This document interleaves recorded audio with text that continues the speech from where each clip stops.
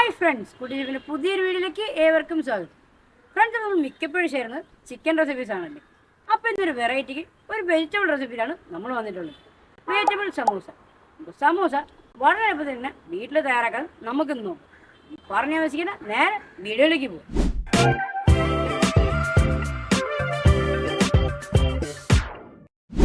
Friends, ഇപ്പോൾ വീഡിയോയുടെ തുടക്കത്തിൽ പറഞ്ഞതല്ലേ, ഇന്ന് നമ്മൾ വെജിറ്റബിൾ സമൂസയാണ് ചെയ്യുന്നത്. അപ്പോൾ അതിനുവേണ്ടി നമുക്ക് ആദ്യം അതിൻ്റെ ഫില്ലിംഗ് ഒന്ന് റെഡിയാക്കി എടുക്കണം. അപ്പോൾ ഫില്ലിംഗ് റെഡിയാക്കാനായിട്ട് ആദ്യം ഒരു പാൻ വെച്ചിട്ടുണ്ട്. പാനിലേക്ക് ആവശ്യമുള്ള ഓയിൽ ഒഴിച്ചിട്ടുണ്ട്. അപ്പോൾ ഓയിൽ നമ്മൾ നോർമൽ സൺഫ്ലവർ ഓയിലാണ് യൂസ് ചെയ്തത്. നിങ്ങൾക്ക് വേറെ ഏത് ഓയിൽ വേണമെങ്കിലും യൂസ് ചെയ്യാം.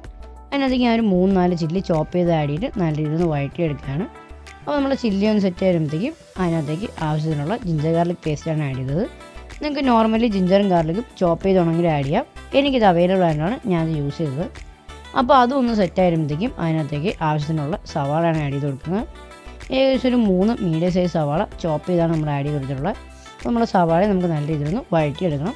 നമ്മൾ സവാള ഒന്ന് പെട്ടെന്ന് വഴണ്ടി വരുന്നതിനകത്ത് ആവശ്യത്തിനുള്ള ഉപ്പൂടെ ഇട്ട് ഒന്ന് നല്ല രീതിയിൽ മിക്സ് ചെയ്തെടുക്കുക. അപ്പോൾ സവാള ചെറിയ രീതിയിൽ വഴണ്ടി വരുമ്പോഴത്തേക്കും അതിലേക്ക് ആവശ്യത്തിനുള്ള കറിവേപ്പിലയും അതുപോലെ നമ്മൾ കട്ട് ചെയ്ത് വെച്ചിരുന്ന ചെറിയ ക്യൂബായിട്ടുള്ള നമ്മൾ ക്യാരറ്റ് കൂടെ ആഡ് ചെയ്ത് കൊടുക്കുക.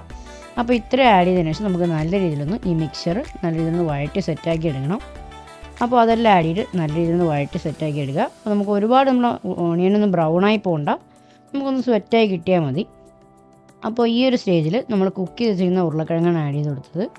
ഏകദേശം ഒരു 2 ചെറിയ ഉരുളക്കിഴങ്ങാണ് നമ്മൾ യൂസ് ചെയ്തിട്ടുള്ളത്. ഇതുപോലെ ഡൈസ് ചെയ്തിട്ട് കുറച്ച് ഉപ്പ് ഇട്ട് കുക്ക് ചെയ്തിട്ടുണ്ടെന്നേ ഉള്ളൂ. അപ്പോൾ അത് പെട്ടെന്ന് നമ്മളെ മിക്സറിൽ കുക്കായി കിട്ടാൻ വേണ്ടിയാണ് നമ്മൾ ഉരുളക്കിഴങ്ങ് നേരത്തെ കുക്ക് ചെയ്ത് വെച്ചത്. അപ്പോൾ ഇത്രയും നല്ല രീതിയിൽ മിക്സ് ചെയ്തിട്ട് ഒരു 1-2 മിനിറ്റത്തേക്ക് നമ്മുടെ മിക്സർ ഒന്ന് അടച്ച് വെച്ച് കുക്ക് ചെയ്യുക. അപ്പോൾ മിക്സർ കുക്ക് ചെയ്തതിന് ശേഷം ഒന്ന് തുറന്നിട്ട് നമ്മൾ ഉരുളക്കിഴങ്ങൊക്കെ ഒന്ന് ചെറുതായിട്ടൊന്ന് ഉടച്ചു കൊടുക്കുക.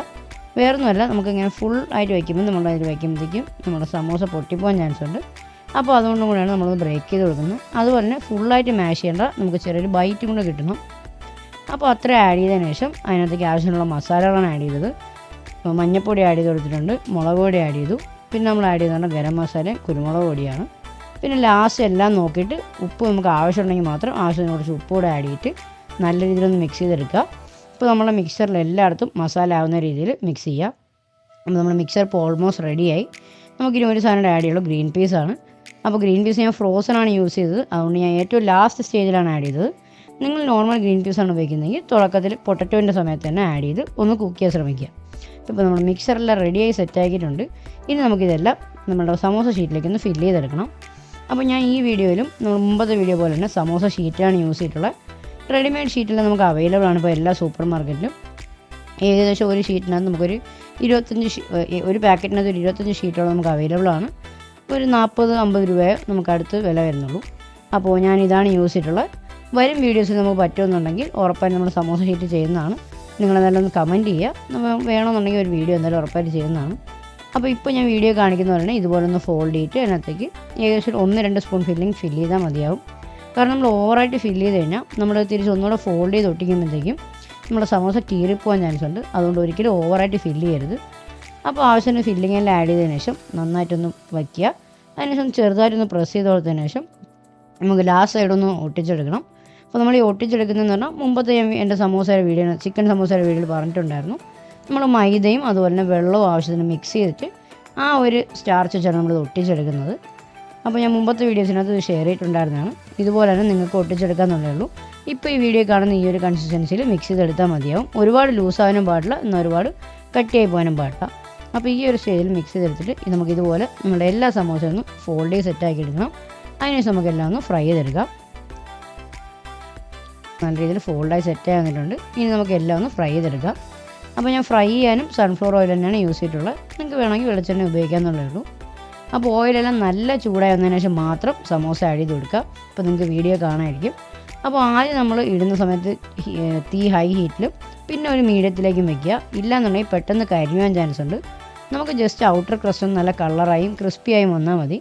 നമ്മൾ ഈ ഉള്ളിലെ ഫില്ലിങ് ഓൾറെഡി കുക്ക്ഡാണ്.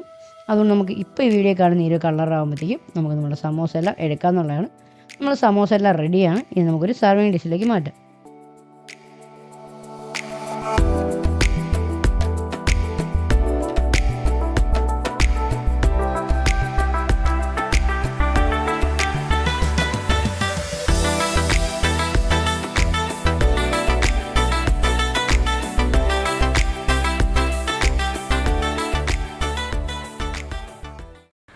അപ്പോൾ ഇന്നത്തെ ഒരു സ്നാക്ക് റെസിപ്പി നിങ്ങൾക്ക് എല്ലാവർക്കും ഇഷ്ടമായി ഞാൻ വിശ്വസിക്കുന്നു.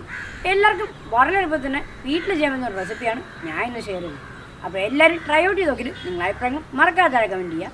അപ്പോൾ ഇതുപോലെ സൂപ്പർ വീഡിയോ ഞാൻ ഇനിയും വരുന്നതാണ്. അതുവരെയും കേരളത്തിനോടൊപ്പം it's me again signing out.